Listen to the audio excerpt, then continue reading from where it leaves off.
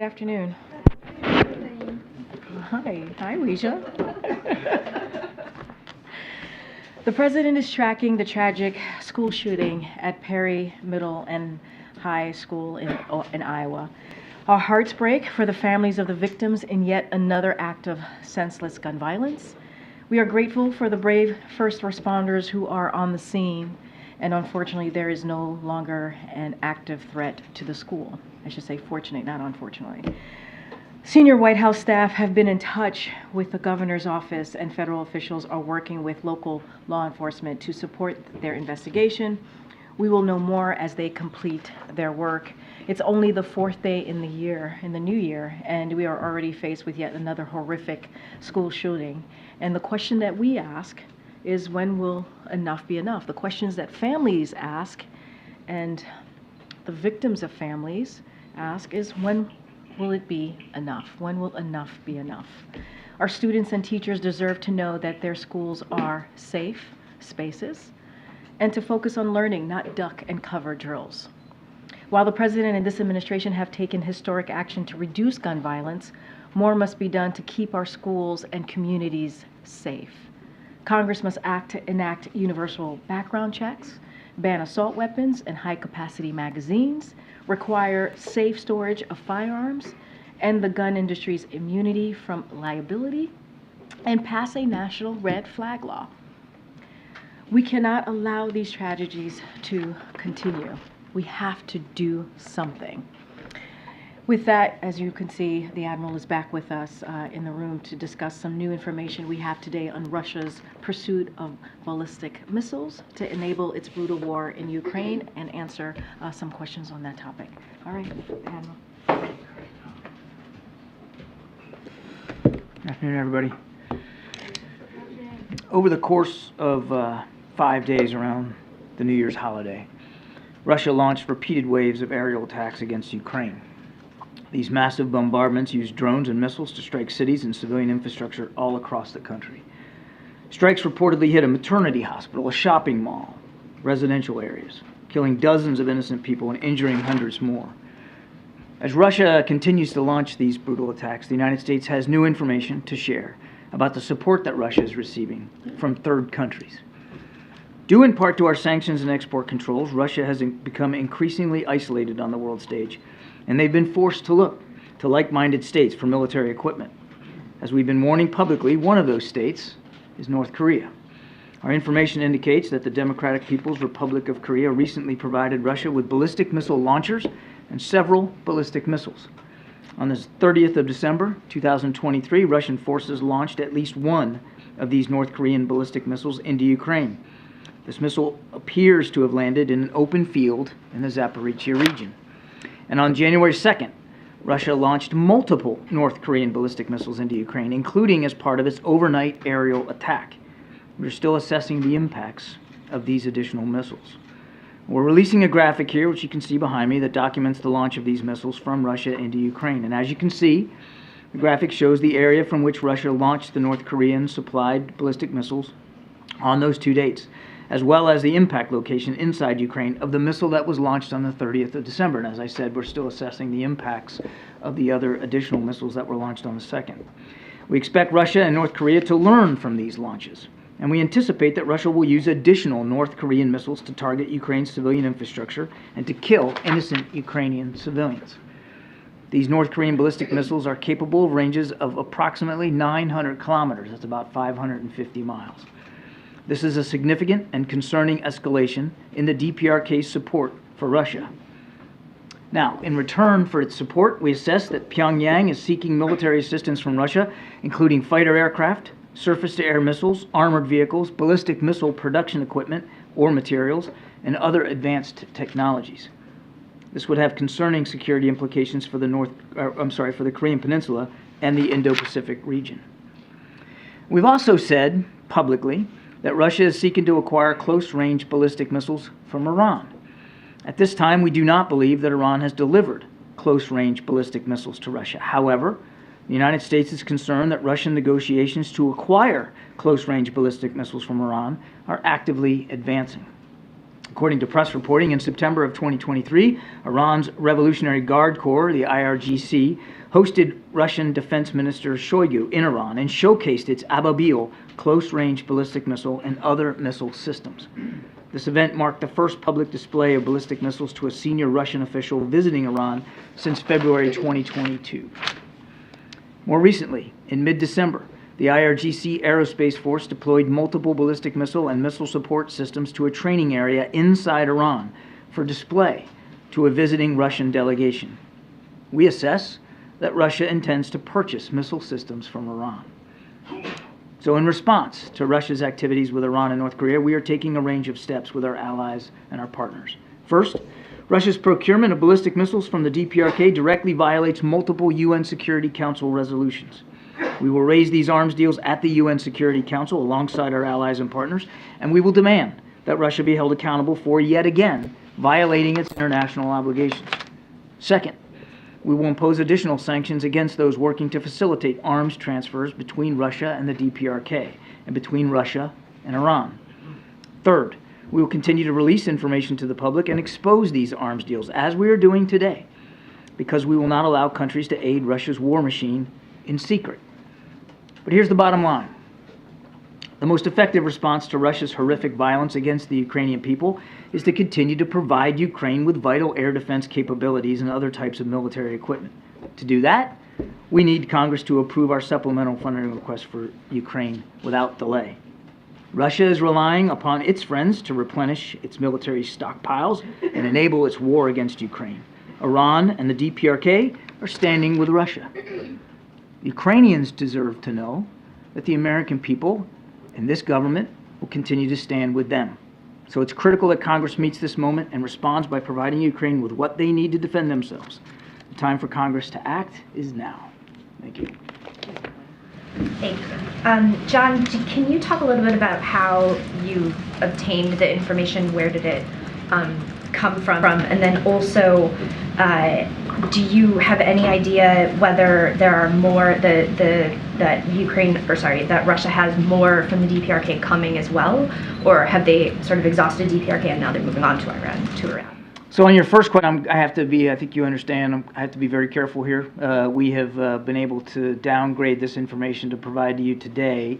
As you know, intelligence is a mosaic, and we get information from many different sources that are corroborated and knit together to create the fabric that you saw today.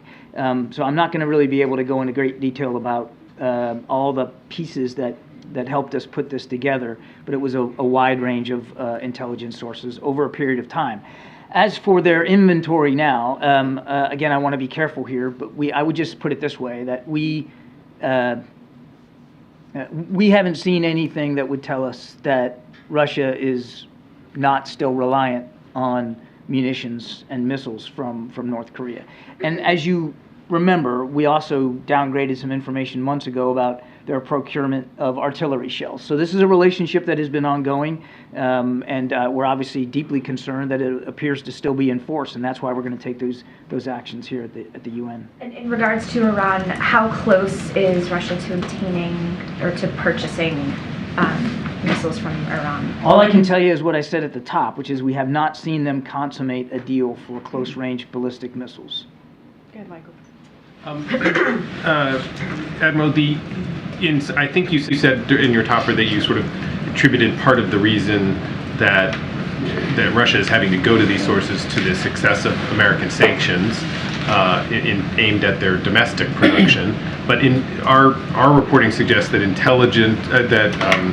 there is intelligence that the domestic production of missiles inside of Russia has largely recovered, and in fact now the daily production of missiles inside Russia by Russia's own manufacturing system has now exceeds what it was pre-war.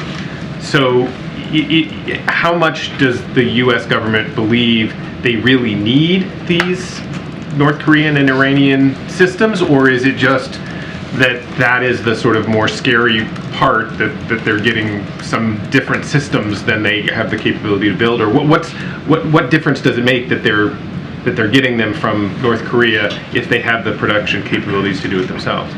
Well, there's a lot there, Mike. So First of all, it's not just U.S. sanctions and export controls. It's really an international effort to put pressure on his war-making ability, and we do believe it has been effective. I mean, he's now out able to produce Iranian-designed drones on Russian soil because of this deal he's got with Iran. And as we've talked about, he's going to countries like North Korea for additional munitions, missiles, and artillery shells.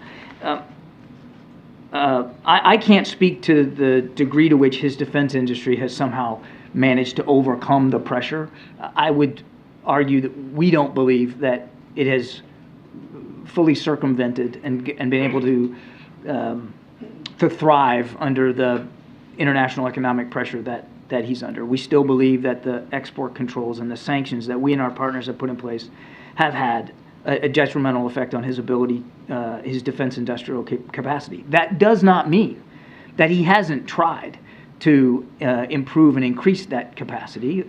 He has. We've talked about this many times. I mean, his war-making machine is still capable.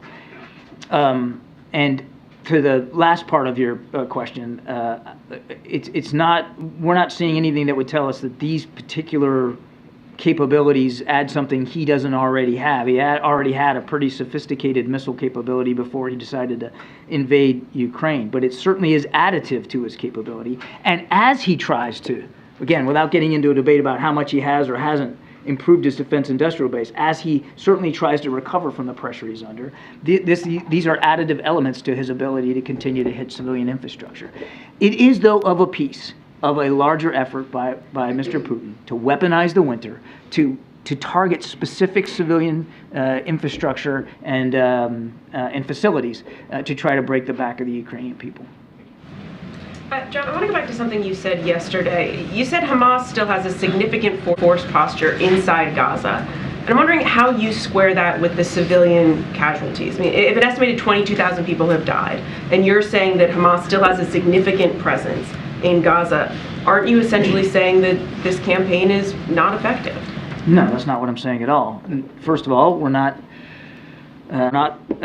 chipping in from the sidelines here and giving them a report card on all their operations. You can still be effective against the leadership of an organization and still have many members of the organization survive. They have gone after the leadership at various levels, and they will continue to do that. But I don't see the dissonance there. So you deny that the civilian casualties are disproportionate to achieving their objective of eliminating Hamas? We've been very clear about civilian casualties, Mary.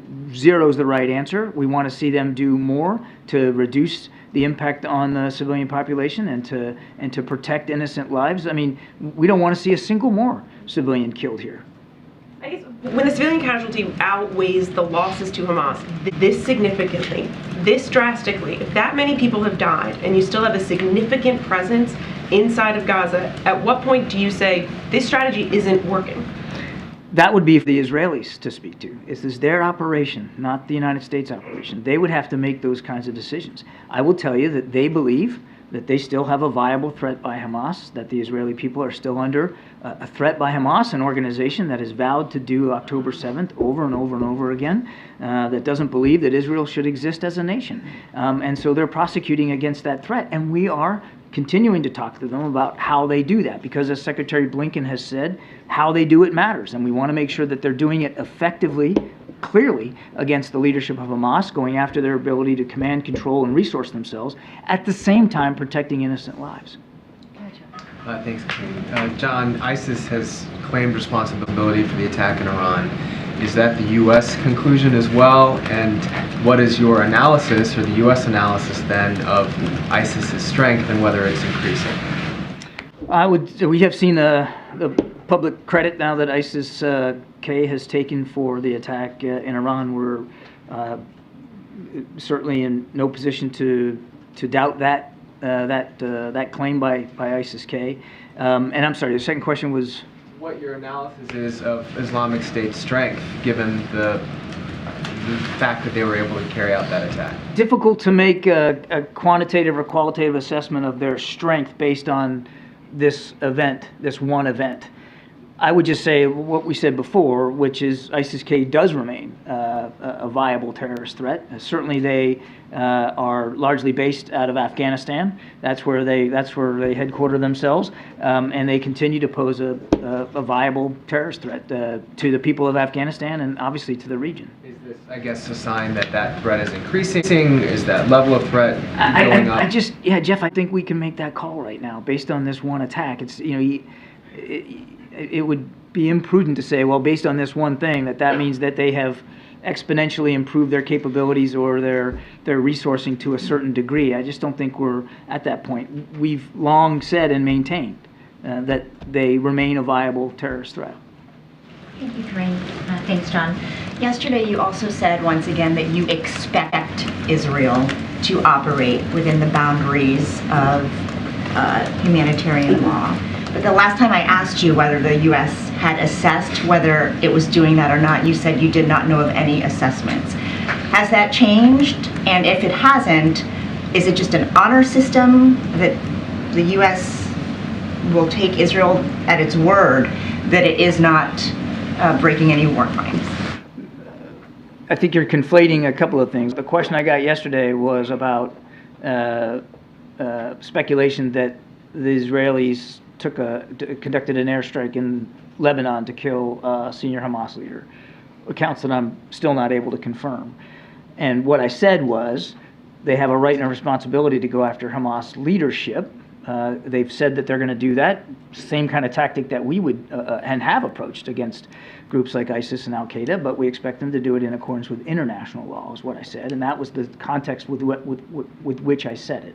It wasn't about civilian casualties. It was about a proposed airstrike, a reported airstrike in southern Lebanon. Now, to the thrust of your question, we continue to talk to our Israeli counterparts about, again, the manner in which they're conducting military operations, with the foremost in mind, the need to protect innocent civilian life. And as I have said before, we have seen them act in ways that demonstrate that they are making an effort. That doesn't mean that more can't be done or more shouldn't be done. We don't want to see a single more innocent civilian life taken. But they have, for instance, they have reduced their reliance on airstrikes. They have, in some cases, conducted operations at smaller unit levels so that they can be a little bit more precise. They have publicized areas where people can go to be safe from combat operations, and they have opened up humanitarian corridors. So they are making an effort. Again, doesn't mean that more can't be done. So I hear what you're saying, and you continue to say you do a lot of talking to Israel. You do a lot of talking to partners in the region. Have you taken any action to this day to assess whether Israel is following the rules of war or not? I am not aware of any kind of formal assessment being done by the United States government to analyze the compliance with international law by our partner Israel.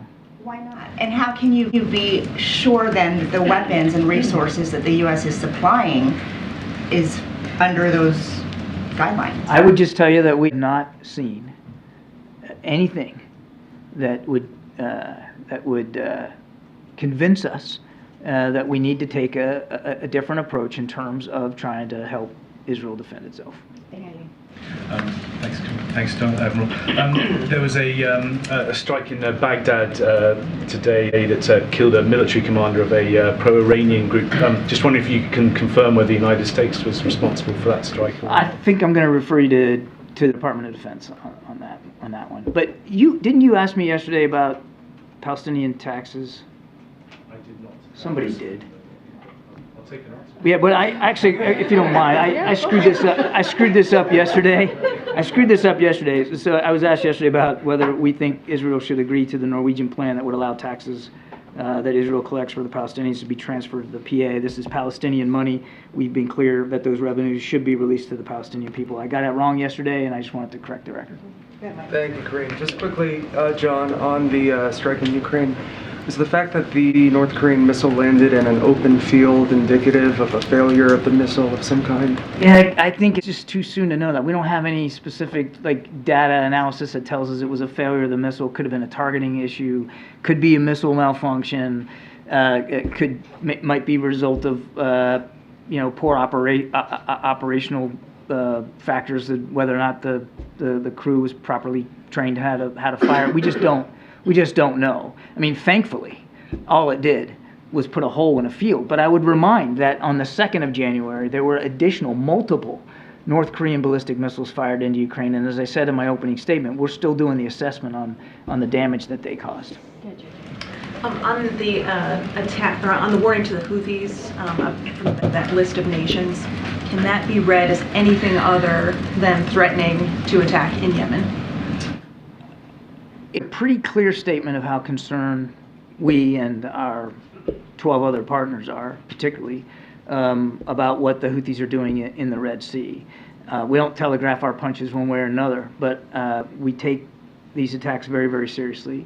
The impact that they're having on international commerce and free shipping, and we're going to keep doing what we need to do to protect our interests. Is there anything you can tell us on what the menu is of the list of consequences that could be possible? I'm not going to get ahead of where we are right now. Again, I think it was a pretty clear statement about our interests and about how seriously we're taking this threat. And as the statement said, the Houthis will be held accountable for the consequences. Thank you, Karine. John, Iran made 2 transactions withdrawing from the previously frozen funds in Oman. What were those transactions for? I don't have the details on that, Jackie. You're going to have to let me get back to you on that. Okay. I'd let the office know before that I was looking for this question, so I hope to get one today. Sorry. Okay, I'll come back to you with Sure, that then. of course. More broadly, I guess, is the administration at all reconsidering its decisions to finance Iran indirectly by allowing these sanctions waivers to go forward, given the level of proxy attacks that we've seen? To finance, or you mean by... It's from humanitarian aid, exactly, right? Yeah. But we had these 2 transactions I'm talking about, and I'm hoping we can get an answer on what they were for, but the Assistant Treasury Secretary for Terrorist Financing and Financial Crimes was testifying about this to a House subcommittee and said that any details, about those transactions would have to be provided in a classified setting. Why would we need to have that information be behind closed doors when that money is supposed to only be for humanitarian purposes? It should be, transparent, I would think. And I know the administration also sort of quietly reversed its decision to allow, withdrawals from the $6 billion that was freed up for the prisoner swap. But after that decision, the $10 billion, the waiver was extended for the $10 billion. This was the money that was payments for electricity in Iraq. So anyway, given the level of proxy attacks and the availability of these funds, is the U.S. reconsidering these sanctions waivers? With the caveat that I'm going to have to get back to you on whether or not there's actually been some sort of procurement request by the Iranians for the humanitarian assistance. I just don't know the answer to that. So with that as a caveat, I would tell you that, again, none of that money goes to the Iranian regime, and none of it goes to the mullahs. It is if it has been allocated against, it would go to approved vendors that would purchase food, water, medicine, agricultural products, and then ship that directly into Iran for the benefit of the Iranian people. And this really, what your question kind of goes. Given the behavior of the state right now, we talked briefing with this new news about. Our issue is not with the Iranian people, and it's difficult to square anybody having a problem with the Iranian people getting food, water, medicine, and agricultural products so that they can subsist. It's not as if, and this is where I was getting to on the fungibility argument, which is kind of what your question is getting to. It's not as if the mullahs are sitting around thinking, well, how can we make the lives of the Iranian people better? Let's get them more food, water, medicine. They're not making that choice. What they're doing is investing in missile technology and helping Ukraine kill innocent helping Russia kill innocent Ukrainians. So it's not, the fungibility argument just doesn't stand up. It's not like it frees up money that they were going to use on food and water that now they're going to go buy missiles with. They've been focusing. That's exactly what it does. Well, and I would argue that the critics are incorrect. It's the mullahs, the regime in Iran has been doing that consistently over multiple presidential administrations, Republican and Democratic. They have hegemonic ambitions in the region, and they are a destabilizer in the region, and they have been investing a lot of money into advanced military capabilities to try to push forward that vision. It's not as if they've been prioritizing the Iranian people, and this money, these funds are designed for the Iranian people and for their benefit only. One very last question. Can the administration name a single lawmaker who has called to reduce the number of Border Patrol agents? A single lawmaker that has called for I would argue, as I think Karine has talked about this, I mean, in the fact that they voted down proposed legislation that would, at the president's urging, increase the number. So just by dint of the sheer numbers and the votes, the House Republicans have said they don't favor increasing the number of border agents. And you heard Speaker Johnson down at the border yesterday that they're not interested in moving forward on the president's national security supplemental, which had $6 billion in there, much of it designed to get us another 1,300 border agents. About the 2,000 Border Patrol agents being eliminated, I think that's a reference to the House DHS appropriations bill, which was obviously not taken up by the Senate. They had a CR, but that very bill, I mean, Republicans say that it actually would have increased the number of Border Patrol agents because it was going to eliminate funds for climate change and clean energy programs. I mean, the White House even issued a statement at that time saying that those cuts to those programs would be, unpalatable to the president. But this is sort of the first time I've been hearing this claim about eliminating 2,000 Border Patrol agents and painting a picture like we're short 2,000 at the border when, in fact, that didn't happen. When the proposed legislation has additional border agents in it and House Republicans voted down, I'm not sure how else you want to take that. All right, go ahead. Give me 1 second. Go ahead. On Ukraine, what options has the White House or the administration reviewed to get aid to Ukraine if Congress can't deliver on the supplemental request? And as these talks are ongoing, what conversations is the U.S. having with its allies who are also supporting Ukraine? Is it creating any concern on their part if Congress can't deliver on the $60 billion? Without question, our allies partners are watching what we do here. U.S. leadership matters a lot when it comes to being able to support Ukraine. Now, they'll have to make their own decisions. They're sovereign nations, too.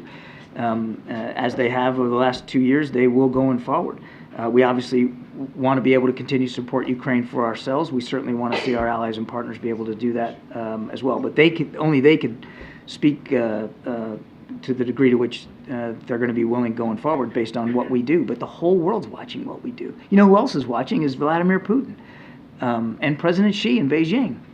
They're watching too, whether or not the United States really will prove to be a reliable partner. Now, as to your first question, as I said yesterday, we delivered or announced the distribution of the final security assistance package for which we had replenishment money left to provide on the 27th of December. There isn't any more money to do that.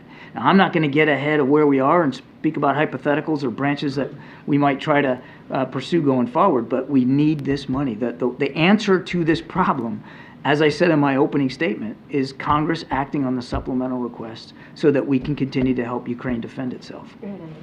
Thank you so much. A quick question on the conflict in the Middle East.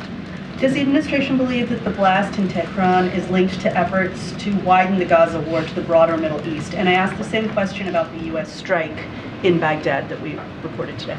On the U.S. strike, I'm going to refer you to the Department of Defense. I'm not in a position to speak to that specifically. I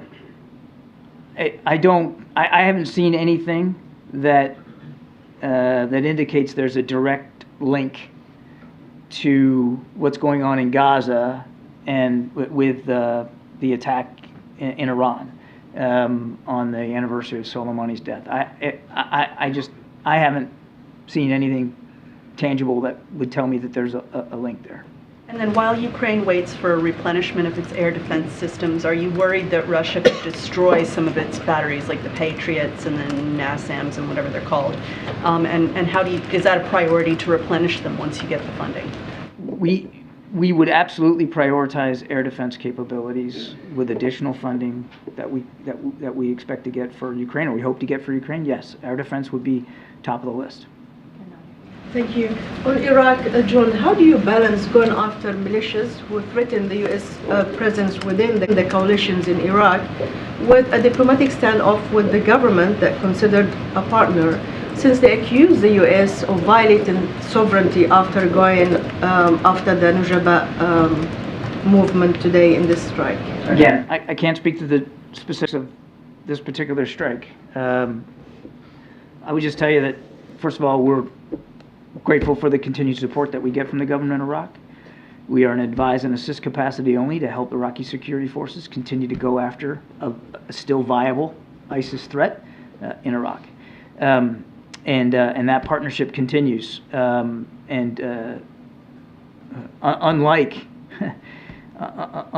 Iran and the IRGC, we actually respect Iraqi sovereignty, and we take that seriously. You know what else we take seriously?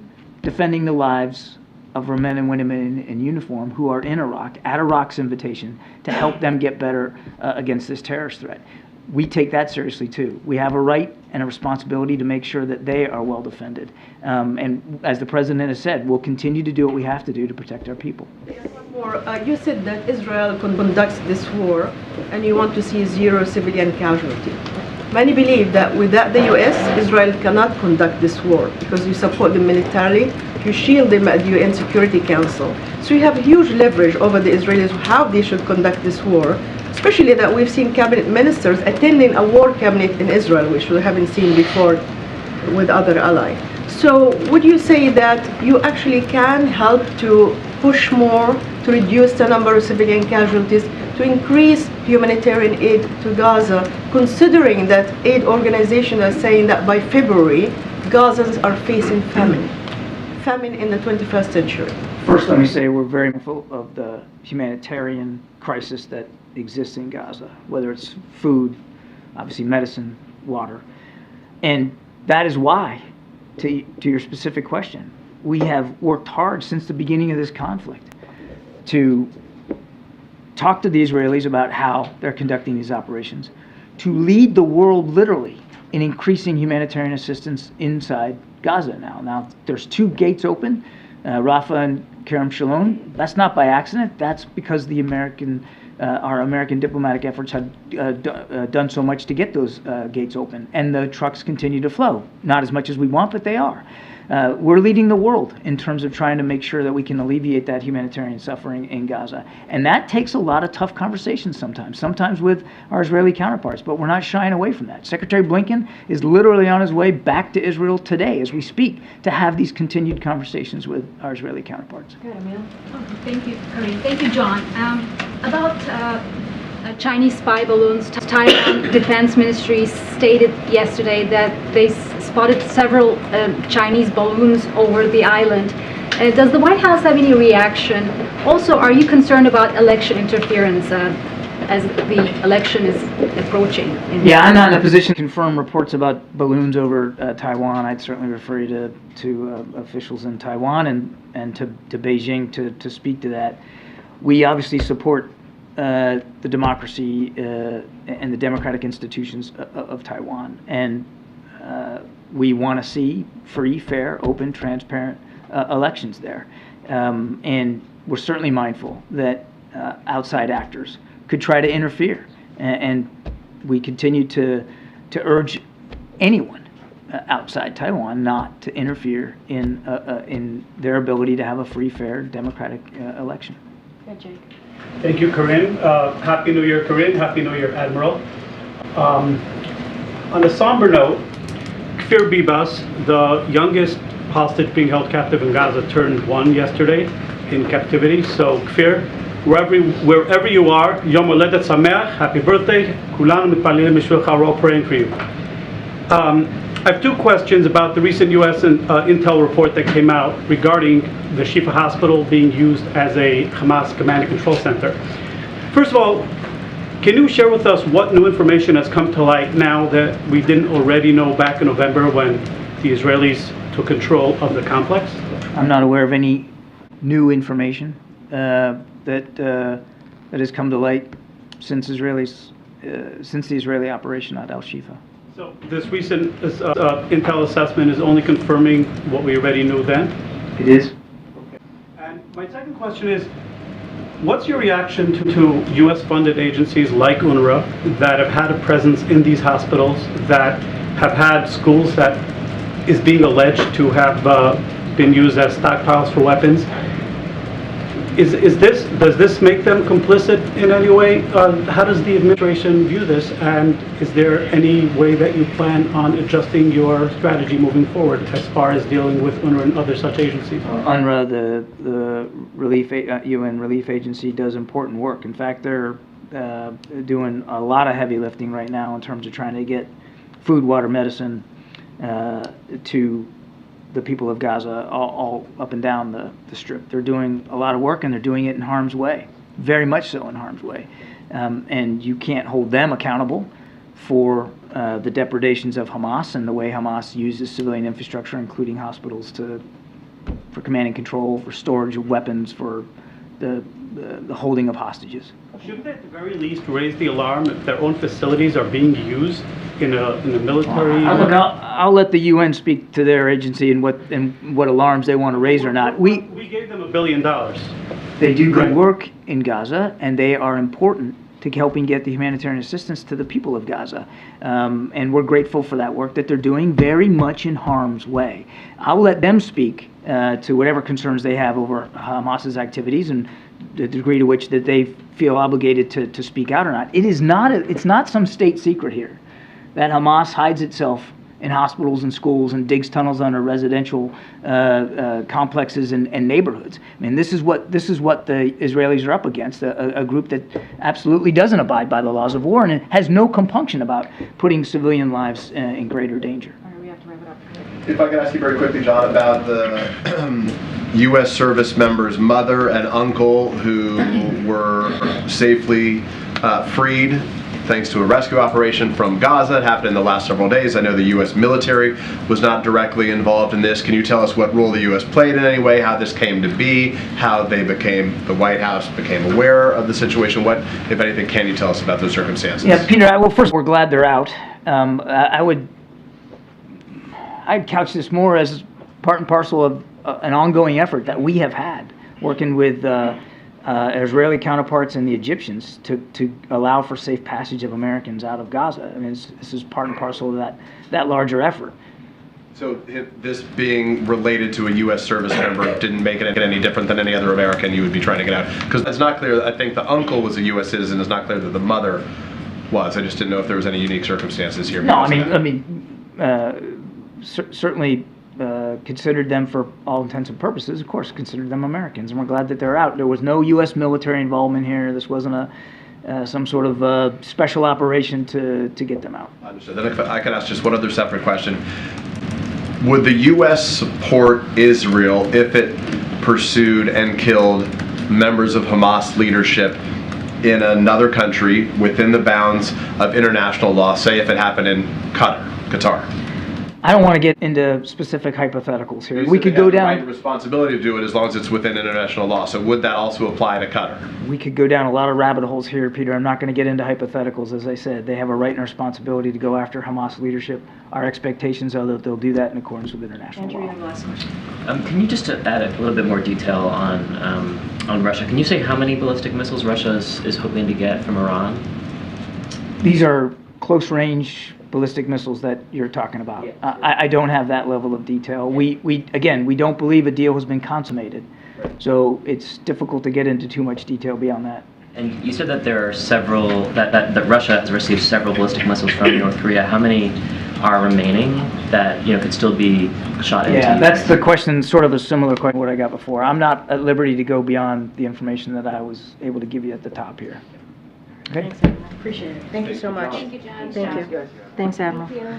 All right, Colleen, you want to reset us? Yes. Okay, so on Senator Menendez yesterday, does the president believe that the senator should have any access to sensitive information given the gravity of the allegations against him? And look, as you just said, this is serious. This situation is very serious, and we have said that many times before. We think it is important, right, that he did indeed stepped down from the chairmanship. I'm just not going to get beyond that. I want to be really careful here. But again, we see this as very serious, and we think that it's the right thing to do that he stepped down from his chair. As the leader of the party, should the president be calling for the senator's resignation in general? Just not going to get beyond what I just said. And what we believe as far as anything else, whether it's resigning or anything else that's related to Senator Mendez and his role and him as a senator, obviously, in Congress, that's something for the Senate leadership to decide. Okay. And then on the school shooting in Iowa, I wondered if you could talk about anything the White House has coming on gun safety or gun control, and what more can the White House be doing this year as we're looking at another shooting? Look, and I stated in the top how we're just a couple of days in, right? We're just a couple of days into the new year, and we're talking about another shooting, and that is heart-wrenching and that is heartbreaking. And as I stated at the top, enough is enough. And we're going to continue certainly to call on Congress to act. Obviously, Congress did act in a bipartisan way, passing the first comprehensive piece of anti-gun violence legislation that the president signed. And so we are happy that we got there, and the president obviously has taken more action than any president in his first 2 years, signing more than 24 executive orders to deal with this epidemic that is the #1 killer of our kids. And so, look, we have to keep doing the work. And what I can say is just last month, we hosted the largest ever White House convening of state legislators to discuss actions that they can take to end this epidemic of gun violence. And so we also announced the Safer States initiative to drive additional progress from investments in gun crime prevention and intervention to common sense laws to keep guns out of dangerous hands. And so we're going to keep doing that. And this is, again, this is a president that has taken unprecedented action here. We're always going to look for other ways to deal with this. We've started, obviously created the first anti-gun violence office, which is incredibly important. It's helping communities it's going to help communities like the community in Iowa, but also we also have to implement these more than 24 executive actions that the president signed into law. Okay, JJ. On the child tax credit, would President Biden be open to a tax deal that includes a child tax credit being expanded and renews the expired research tax credits? So obviously the president strongly believes that any bill that is out there in Congress that certainly cuts taxes for big corporations must cut taxes for working people and families with children, right? Especially to reduce child poverty. That's why the American Rescue Plan, the first piece of legislation that this president signed that only had Democrats votes on it, was so important because it had that child tax credit in it. And what we learned from that is it helped cut child poverty by nearly half. And so obviously this is something that the president supports. And so we'll see. We will see what Congress brings forth. So the part about renewing the expired research tax credits, he also supports that? So that is something that I need to be really mindful and talk to our team here about that. I just don't have anything beyond that, but obviously this is something that is incredibly important to the president. We want to make sure that what bill comes out, if there is a bill that comes out in this legislative session, as it gives tax cuts for big corporations, that it must also give tax cuts for working families. That is something that we have seen from this Congress in the last legislation putting forth those types of bills, and so that's what the president would certainly want to see. Thank you, Karine. On the southern border, in an interview with CBS News, House Speaker Johnson said on his first day in office, President Biden came in and issued executive orders that began this chaos. Did any of the administration's policies contribute to the record number of border crossings? What I can say is this. On his first day in this administration, the president put forth a comprehensive immigration piece of legislation to deal with a broken system. That's what the president did, to deal with a broken system. We were just a couple of weeks away of 3 years ago that legislation that he put forward to Congress to actually deal with an issue, right? And so that's what I can say. The president understands that there's a problem at the border. He put forth on his first day something to deal with that problem. And what we continue to see from Speaker Johnson and Republicans, House Republicans, I know Jackie asked a question about something that I said yesterday in May, and I'll repeat it. I repeat what I said yesterday. In May, House Republicans decided to vote on a bill that would cut 2,000 Border Patrol agents at the border. That's what they did. That's what they did. And they continue to obstruct and get in the way of of the president wanting to move forward with a supplemental that includes border security. They're getting in the way of it. They are. While Senate Republicans and Democrats in a bipartisan way are trying to find a way, a bipartisan agreement to deal with border security, you have House Republicans who left. They left in the middle of December, and I think they come back next week. Maybe they'll get some work done. Instead, they're playing politics. So is that a no?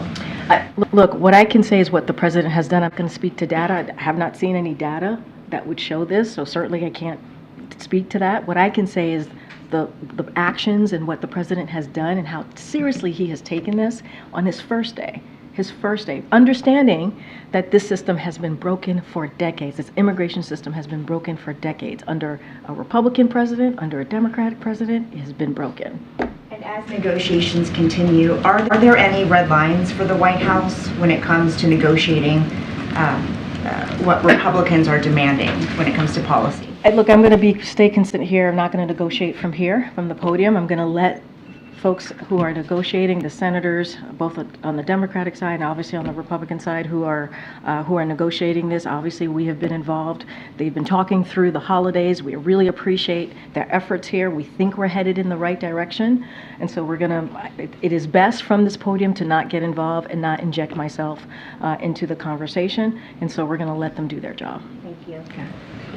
On House Republicans and getting this supplemental request passed, House Republicans have made clear to this point that they are not interested in signing off on a border deal, anything short of H.R. 2, which they passed. So is there any outreach from the White House to House Republicans to try to get the supplemental across the finish line and get a deal? They went home in December.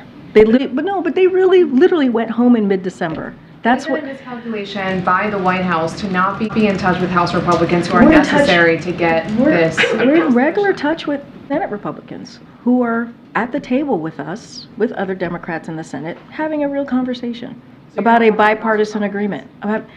They're talking for themselves. They basically took action by leaving in mid-December while the Senate side was actually having conversation to deal with an issue. They're playing politics. So I'm going to let them, their actions are speaking for themselves. We're going to have a real conversation where the negotiation is actually happening in good faith with both Democrats and Republicans in the Senate, and that matters. That matters. And so we think it's going in the right direction. We want to continue to have those conversations. It's been happening for some time now. And so let them put something forward, and we'll move from there. Lastly, though, but if House Republicans are slamming in White House immigration policies, why is the White House not in touch with those Republicans who, again, would need to approve of a deal to get the critical supplemental request that you've talked about? I'm not saying that we're not going to have, at some point, we're not going to have a conversation with House Republicans. That's not what I'm saying. I'm saying that their actions have proven to everyone where they stand on this. So we're having a productive conversation with Senate Republicans and Democrats to find a bipartisan agreement, because we understand the system is broken.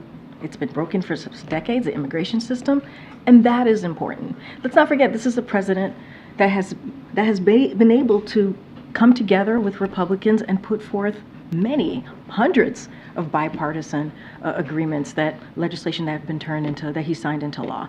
That's something that he understands how to do. His team understands how to get that done. But, House Republicans, again, they left in mid-December and have not returned to actually deal with this in a real way. Instead, they're playing politics. That's what we're seeing. I'm not saying that conversations are not going to happen. Obviously, we have to have the House be involved in this too. But right now, the productive conversations are happening in the Senate. Just based on that last answer, has there been a breakdown in the relationship between the White House and the House? I wouldn't say there's a breakdown relationship. What I will say is just we're calling out what we're seeing. We're calling out what we're seeing. It's the facts. They left in mid-December, and who was left to continue to have the conversation as it relates to the border, right? The border security was the Senate. And when we've had and we're having conversation with both Republicans and Democrats in the Senate. I have two completely unrelated questions. Sure. Apologies for No. hogging time. No apologies. Go for it. The president did have this lunch with historians, and I'm wondering if there are any details you can share about that, and also, like, what about this particular moment has him reaching out to historians? So look, the president has done this before. Here's something. Okay. I thought I heard a voice. No worries, Jackie. I thought I was hearing things, but I'm not. I was like, I'm the only person that's hearing it. Okay. Okay. You and me. Okay. Okay. So look, the president tends to, and he's done this before. He's met with historians before ahead of an important national moment, which we're about to see, certainly as it relates to January 6th. And he met with these historians, a diverse group of historians, to hear from them, to hear directly from them on their thoughts about our democracy here in this country and abroad. And the president felt it was incredibly important to hear from this diverse group of historians.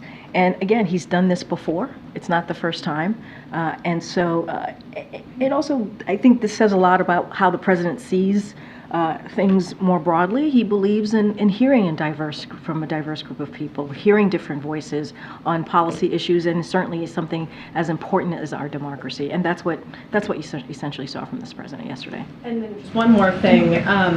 How concerned is the president about what appears to be a pretty botched rollout of the federal financial aid form? It was due to be out in October, then it was a drop-dead deadline at the end of the year. Now there's this soft launch that is going quite poorly, and there's like hundreds of thousands of American families trying to figure out paying for college. So look, I do want to take a little bit of a step back here and just lay out a little bit of what we've been able to do over the weekend. So they, as you stated, they initiated the soft launch, the Department of Education, with the goal of ramping up volume over time to monitor the site performance and create a better experience, obviously, for students and families. And so this is consistent with us trying to put forward best practices. That's what you're seeing here. And just the other night, more than 400,000 applications had been completed, so that's important. The application opened at 8 a.m. on that yesterday, and it will be open for the majority of today, obviously. And so this better application process will make college more affordable and a reality for more students. That is what this administration fights for every day. And so obviously the Department of Education could speak more specifically on details. But this is part of our best practices. We're trying to do our best to make this process easier for families and students.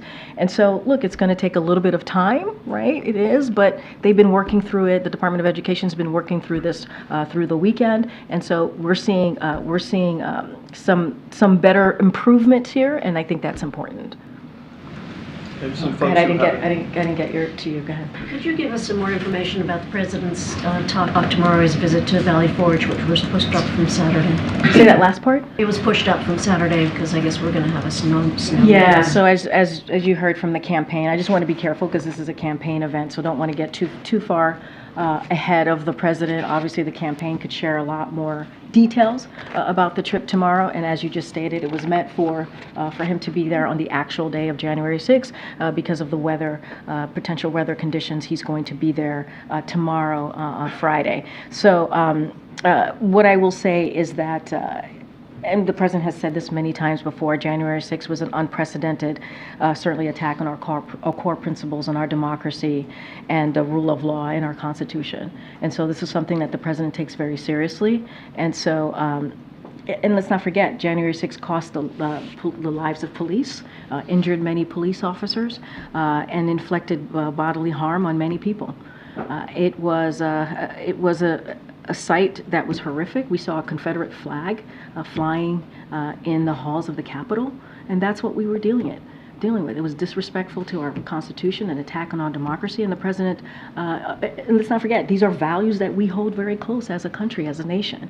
And so the president's going to continue to speak about this. He's going to continue to be very vocal about this. And so certainly you'll hear that from the president, but I want to be really careful because it is a campaign political event, so I don't want to get too far into Why it. the choice of Valley Forge as opposed to He'll doing speak this? more to that tomorrow. I'll let the president speak to that.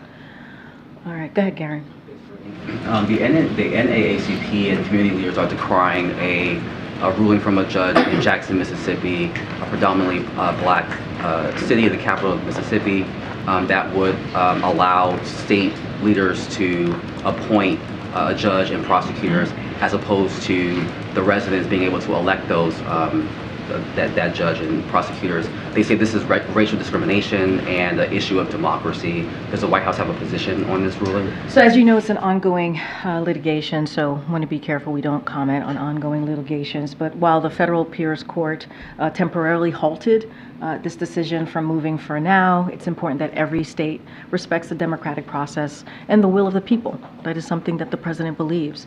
And the denial of self-governance is an affront to the democratic values on which our nation was founded. And so the people of Jackson, certainly like any other American across the country, they deserve to have their voices heard. That is important. That is something that the president believes, certainly, and also the vice president and the rest of the administration believes. So I'll leave it there because, as you know, the litigation is continuing. Tomorrow's job reports, numbers that will come out tomorrow. The White House has touted a lot of last year's record low black unemployment rate, but that only tells the price of homes is still pretty high. Are there any indicators that the White House can point to that suggests that the economic conditions for black Americans will improve this year? Yeah, so I have a couple of indicators that I'm happy to go through with you. I'll say this at first, though. The president has talked about investing in America. He talks about his Bionomics plan and how it helps all Americans and make sure it doesn't leave anybody behind. And one of the things that, as part of that, one of the things that the president has done with his plan is make sure that we invest in black communities. That is something that the president finds to be incredibly important so that we do not leave communities behind. And you saw the president go to Milwaukee, Wisconsin, where he visited a black small businesses and talked about how black small businesses have been essentially growing under this administration, and that's important. And by millions, the numbers by millions more broadly on small businesses being created on this administration. So that's important. So a couple of things that we saw data because of the American Rescue Plan that the president signed, the first piece of legislation that he signed that only Democrats voted for in Congress. We've seen a couple of things. Over 2.5 million black Americans have gained jobs, and the black unemployment fell from 9.2% to 5.8%. Black wealth is up at a record 60% since 2019. That's something that you just stated in your question to me. The number of black households owning a business has more than doubled since 2019, and black business ownership is growing at the fastest pace in 30 years. And something else, too. There's 2/3 of new clean energy jobs are in communities of color, including nearly 60,000 in black communities. And let's not forget the insulin cap, right, for our seniors that the president was able to get done under the Inflation Reduction Act. That's going to have a huge effect on black communities as well. So these are the actions that the president has been able to take through legislation, right, very, very important legislative actions that we have seen communities like the black community be able to see an investment in their communities and also not be left behind like they have been for decades. Go ahead, Dan. Yeah, thanks. I'm going to ask you about electric vehicles. So Ford today says that in 2023, last year, their EV sales accounted for 3.6% of their overall sales. GM says that it only sold half of what their target was for EV sales. Any consideration to moving some of those EV mandates back and let the technology and market preference catch up? So Ed, I'll say to you that we have seen 51% of an increase in EV sales. 51%, that's the numbers, and that's across the board.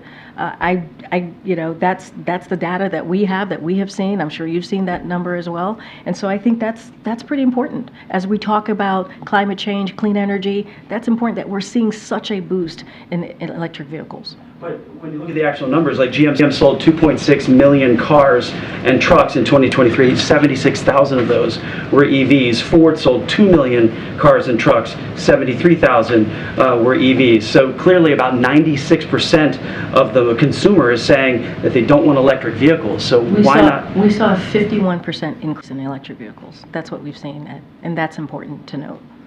Okay. Okay. Thanks. Sorry. No worries. What's the White House's reaction to members of President Biden's own administration protesting, or the case of somebody at the Department of Education this week resigning in protest against the president's policies on Israel and Gaza? Look, we spoke to this before, and what we'll say is that people have the right to voice their opinion. We understand that these are times where, people have, it's an emotional time, and we understand that. As it relates to, I think, the Department of Education, I know they put out a statement, so I would refer you to the Department of Education, but that is something that we get. Like, people have opinions, they have thoughts. These are incredibly, personal times for people, right? But I'm not going to say much more on each resignation or each comments that people may have. I will just on that particular one, I would refer you to Department of Education. Back on that president's speech tomorrow on democracy, and December AP poll, 8 in 10 Republicans said democracy would be weakened if Biden were reelected, and that was also the view of 56% of independents. So is the president's speech tomorrow aimed at trying to convince Republicans and independents otherwise, or is it more aimed at sort of rallying Democrats about how important an issue this is? So I appreciate the question. Tomorrow's a political campaign event speech, so I'm not going to get into the reasoning behind what the president is there for, right, specifically on a campaign basis. I'm not going to get into his remarks or his speech. That is something that the campaign can deal with directly on this particular question. What I can say more broadly of what the president has said about January 6th and how it's an attack on our democracy, our fundamental values, how it was unprecedented, and how we have to continue to speak out, and it is important to do so. I can't speak to your specific question about outreach or the campaign, anything related to the 2024. Okay, Karen. Thanks. Some hospitals in at least 8 states have brought back some form of masking now due to rising cases of respiratory viruses, including flu and COVID. Does the White House think more hospitals across the country should be considering that right now? The masking piece, we've always been very consistent on this. That is something that is localized or hospitals, communities, cities, states, they have to make their own decisions. That's not something that we get involved in. And how about Americans broadly now? There's 31 states in the latest data that have high or very high levels of respiratory illness, RSV, flu, and COVID. What should Americans be doing with the recommendation? So look, it is up to each and every American to make their decision on what they want to do. We have a range of tools, right? That is something that we've been able to do these last 3 years for people to protect themselves from the impact of COVID, whether it's a vaccine, whether it's at-home testing, whether it's treatments, right? All of these things are incredibly important. So there are tools available for folks, and we're going to certainly encourage Americans to take those steps. We're not going to. It is up to them. It is up to them as it relates to masking what individual Americans want to do. That is not something that we're going to regulate. Back here. What do you say? Go ahead. No, it's unbelievable. Unbelievable. I love you so much, James. Go ahead. It is. On gun control, you mentioned the 2022 bill the president signed. Yeah. Do you think that that bill is having an impact on the number of mass shootings that we're seeing now? So look, I think that piece of legislation certainly was important. It is taking steps for states, for example, and states to take actions to deal with gun violence in their communities, but we need more. We're always going to say we need more. The president also took, as I mentioned earlier, two dozen actions, right? Executive actions to deal with gun violence, the epidemic that we're seeing across the country. But honestly, the way that we're going to deal with this is to have legislation that deals with high-capacity magazines, assault weapons ban. That's how we're going to move forward. A national red flag ban, and that's how we're going to deal with this epidemic that we're seeing across the country. That's why we keep saying enough is enough. Congress needs to act. Yes, it was important that we took this step. 30 years. It took 30 years to sign that bipartisan, not to sign, but to get that bipartisan legislation done, and the president obviously signed it. But we need more. It is not enough. That's what we believe. It's just not enough. All right, everybody. I'll see some of you tomorrow. Thank you. Thank you for your